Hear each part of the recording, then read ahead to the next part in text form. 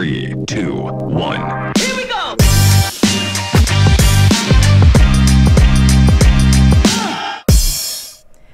Bonjour ou rebonjour à tous, merci d'être avec nous cet après-midi à nouveau sur la chaîne Capsule Solutions du Salon Cyclo Grand Est, toujours en direct depuis Strasbourg.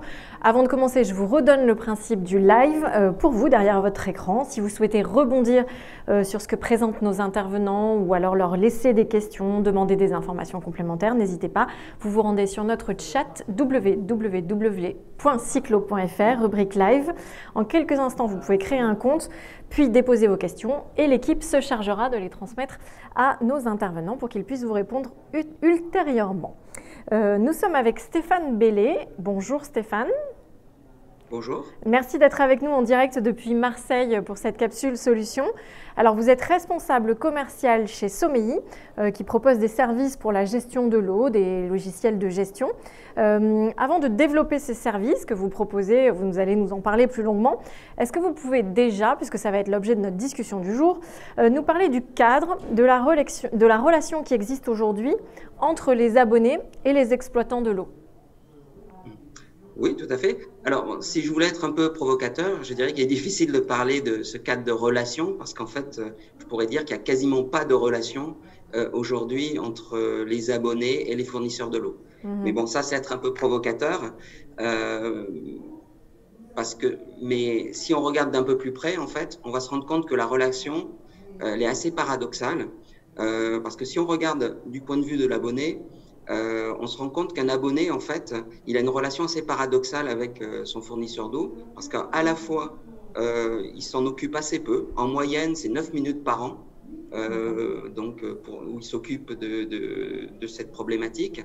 Et pourtant, il a 71% des personnes interrogées, des Français, estiment que leur consommation d'eau est un sujet de préoccupation alors qu'il n'y passe que 9 minutes. Et 62% trouvent globalement que c'est trop cher. Donc, en fait, ils apparaissent d'un côté assez peu impliqués par rapport à la problématique de l'eau et pourtant concernés. Donc, ça, c'est le point de vue de l'abonné. D'accord. Si on regarde maintenant le point de vue de l'opérateur, on se rend compte que les opérateurs, les exploitants ont finalement assez peu d'interactions avec les abonnés, des communications souvent assez basiques, peu informatives, des informations peu personnalisées, peu de suivi des clients au moment clé de la vie de l'abonné, lors d'un déménagement, lors d'une résiliation. Et en fait, on ne s'occupe pas vraiment d'eux. Moi, je dirais la relation aujourd'hui entre l'abonné et l'exploitant, elle se situe à 95%. Elle est limitée, cette relation, à la facture. Alors, je suis un peu provocateur, mais j'ai l'impression qu'on n'est pas très très loin de ça et on est un petit peu en retard dans notre industrie. Oui, donc il n'y a pas de service, hein, c'est votre constat. Et du coup, votre constat, c'est qu'il y a un besoin de changer cette relation. Qu'est-ce que vous proposez chez Somei comme solutions et services qui vont dans ce sens-là ? Alors, oui, effectivement, il y a un besoin. Alors, parce que si on regarde, et j'arriverai après à nos services, si on regarde un peu les mentalités des abonnés, les abonnés ont de fortes attentes aujourd'hui. Alors, en matière de digitalisation, évidemment, ils sont tous équipés de smartphones, ils sont plus exigeants, plus interactifs. Ils ne comprennent pas qu'on ne leur offre pas dans le domaine de l'eau les mêmes services que pour le gaz et l'électricité ou d'autres types de fournisseurs, télé, musique et autres. Ils ont une forte attente en matière de relations clients. C'est-à-dire qu'ils n'attendent pas simplement de payer, ils veulent qu'on leur propose des nouveaux services. Ils n'hésitent pas à comparer aussi les services. Alors, au niveau de l'eau, c'est un peu plus difficile sur un secteur, mais ils comparent en fait avec les autres abonnements. Et de plus en plus, ils sont de plus en plus consommateurs, éco-responsables. Ils veulent réduire leur consommation d'eau, mais ils ne savent pas comment s'y prendre. Et puis, ils ont des craintes. Ils ont peur d'avoir des fuites. Ils ont peur de trop payer. Ils ne comprennent pas les factures surestimées parce qu'ils ne comprennent pas qu'au XXIe siècle, on ne sache pas quelle est leur consommation. Donc, ils ont toujours peur de payer trop ou de faire des rattrapages qui leur posent un problème budgétaire. Donc, ils ont vraiment des attentes importantes. Nous, ce qu'on propose par rapport à ça, donc c'est en complément de notre offre de service, alors qu'on a déjà présenté dans une autre capsule et qui est en ligne sur le site Cyclo. Donc, on a toute notre offre logicielle de gestion de la relation client, gestion des réseaux, gestion des travaux que vous voyez à l'écran. On rajoute une petite brique que vous voyez en haut à gauche avec cette magnifique animation jaune, de nouveaux services digitaux qu'on appelle Ma Conso Eco, et qui se retrouvent en fait pour l'instant, alors c'est que le début, hein, on va en développer toujours plus au fur et à mesure des années. On a démarré par 4 services.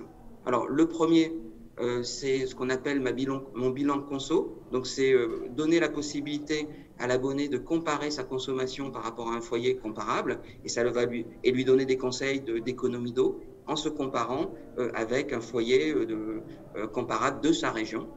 Et ça leur permet de comprendre et derrière de mieux maîtriser leur consommation d'eau. Donc ça, c'est un nouveau service qu'on propose. Un autre service, un deuxième service, c'est ce qu'on appelle le chatbot. Alors, vous savez, ce sont les robots automatiques qui répondent sur les sites à un certain nombre de questions. Alors, c'est une sorte de conseiller virtuel. L'intérêt, c'est que le conseiller virtuel, il va répondre à 50% des questions des abonnés qui sollicitent aujourd'hui vos centres d'appel ou viennent en agence. La plupart du temps pour vous poser des questions basiques qui sont qui est mon opérateur d'eau, à qui je dois payer, quel est le prix de l'eau, etc. Ça, statistiquement, c'est au moins 50% des contacts que vous avez avec vos abonnés. Et ça, c'est des réponses très simples qu'on peut donner par un robot. Et ça libère du temps à vos agents pour traiter les vrais projets, les vraies demandes complexes. Donc ça, c'est le troisième service. On en a un autre qui s'appelle le tuto facture. Globalement, c'est la facture pour les nuls. C'est expliquer la facture d'eau, qui est très complexe. C'est important. Pas pour nous, mais pour les abonnés. Et donc, il y a une vidéo avec un tutoriel qui explique sa propre facture d'eau. Donc, ce n'est pas simplement expliquer la facture du voisin, mais c'est la sienne qui apparaît avec sa consommation pour que les consommateurs comprennent leur facture. Et le dernier sujet qu'on lance, qu'on a lancé, c'est le flash relève, et c'est là-dessus qu'on va, c'est ce qu'on va développer juste après. Oui, effectivement, on va faire un zoom là-dessus, mais avant ça, quels sont les enjeux de la relève? De quoi parle-t-on déjà? Il s'agit de quoi et quel est le contexte aujourd'hui? Ah oui, donc, alors oui, effectivement. Vous en avez un peu parlé tout à l'heure, insatisfaction, on ne comprend pas la facture. Tout à fait. Alors, en fait, ce qui se passe, c'est que la remontée d'index, on sait que c'est complexe. C'est complexe pour l'abonné, c'est complexe pour le fournisseur. Ce qui se passe, on sait bien dans notre industrie que lorsqu'on n'a pas une remontée d'index fiable, on va faire une facturation surestimée et on fera des régularisations après, une fois qu'on aura la consommation réelle. La difficulté de la remontée d'informations d'index, lorsqu'on compte sur l'abonné, c'est que soit on compte sur l'abonné, soit on doit se déplacer. L'abonné peut être absent. On peut avoir un problème de personnel qui ne peut pas se rendre. Bref, on a du mal à récupérer cet index qui est l'élément clé pour la facturation. De plus, les abonnés ne comprennent vraiment pas cette facturation surestimée. Enfin, ils la comprennent, mais ils ne sont pas satisfaits parce qu'ils ont toujours l'impression que soit on leur a trop facturé et donc on a obéré leur budget, soit on n'a pas assez facturé et donc on fait une réestimation et donc ils perçoivent ça comme un coût additionnel. Et évidemment, pour l'exploitant, c'est un coût additionnel parce que ça coûte très cher de récupérer l'index. On sait combien nos clients ont investi dans la télérelève. Envoyer quelqu'un sur place aussi, ça coûte de l'argent, alors qu'il suffirait que l'abonné remonte lui tout seul l'index. Donc c'est ça, flash relève. Comment ça fonctionne concrètement? Alors, concrètement, comment ça fonctionne? Alors, l'autorelève, ça existe déjà. Tous les exploitants proposent déjà d'aller sur le site web ou envoyer de l'information d'autorelève par quelque moyen que ce soit. Là, on est allé plus loin, on va faciliter, automatiser l'autorelève. Alors, l'idée, c'est que l'abonné va recevoir un SMS sur son smartphone. Il va juste avoir besoin de cliquer, sans avoir besoin de s'identifier avec son numéro de client, son numéro de facture, etc. Il va se positionner devant le compteur, il va prendre une photo, l'index va être scanné et envoyé automatiquement sur les systèmes de l'exploitant. Donc là, on voit un petit schéma qui explique la chose. Donc on reçoit un lien, on scanne, il y a une reconnaissance. Alors si jamais il y a un problème de photo, mais c'est ça la logique, on peut aussi utiliser la voix ou éventuellement faire une saisie manuelle. Et automatiquement, l'index est remonté dans un système back-office du client, enfin de l'exploitant, où on va pouvoir gérer toutes les campagnes, avoir les résultats, avoir la performance de la campagne. Et bien sûr, derrière, on va pouvoir remonter l'index dans le système de facturation, par exemple celui qu'on propose nous qui s'appelle Waterp, solution de gestion de la relation client, et on va pouvoir facturer l'abonné directement avec le bon index et donc basé sur la bonne consommation. Donc on va pouvoir facturer vraiment au plus juste de la consommation. Et s'éviter un certain nombre d'insatisfactions que vous avez évoquées tout à l'heure. Alors, à qui s'adressent ces solutions? À qui s'adressent-elles aujourd'hui? Alors, en fait, elles s'adressent à tout le monde, hein, évidemment, d'un côté à tous les abonnés et à tous les exploitants, syndicats, régies, SPL, etc. Et l'idée qu'il y a derrière, en fait, c'est de faire en sorte que l'abonné soit plus simplement un payeur, mais devienne un conso-acteur, un vrai consommateur, et que l'exploitant gère un client et pas simplement un abonné qui est payeur, mais également que l'exploitant, il ait une image davantage d'expert de l'eau et de conseiller, plus que de simplement un fournisseur d'eau qui envoie la facture. C'est vraiment changer le mode de relation avec l'abonné qui doit devenir un client et pas simplement un abonné passif. Donc c'est ça un petit peu ce type de service, ça va dans cette logique et c'est une révolution qui est en cours, hein, qui a eu lieu dans d'autres secteurs d'activité et qui est en train de se produire dans notre domaine. Avec une notion de conseil et de service que vous avez bien développée. Alors, on va faire la petite synthèse de tout ce que nous avons dit. Est-ce que vous pouvez assez rapidement nous redonner les bénéfices de ce service pour chacun, que ce soit les exploitants ou les abonnés? Oui.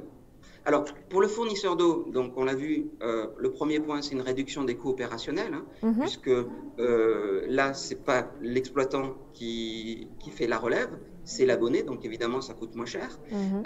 Et c'est une alternative qui est finalement très peu coûteuse par rapport à la relève traditionnelle sur le terrain, évidemment, par rapport à la radio-relève également, et même par rapport à la télé-relève. Et alors, notamment, on a expérimenté l'été dernier pendant la période de Covid, hein, qui continue. À un moment, on ne pouvait pas envoyer d'agents sur le terrain, même en radio-relève. Parfois, la télé-relève, ça coûte très cher, voire ça ne fonctionne pas très très bien.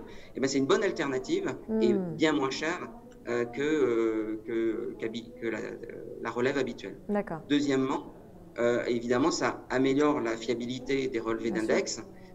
Et on réduit donc à la fois les erreurs de facturation, on réduit les facturations surestimées et donc ça coûte moins cher derrière en termes de production pour l'exploitant. Pour l'abonné, eh ben évidemment on répond à son besoin d'interactivité avec une solution très simple pour répondre à ces nouveaux usages et à ces nouvelles attentes de consommateurs.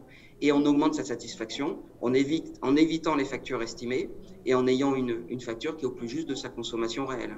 Et en même temps, on offre un nouveau service, on change complètement l'image de l'exploitant de l'eau qui offre des services à forte valeur ajoutée à ses abonnés.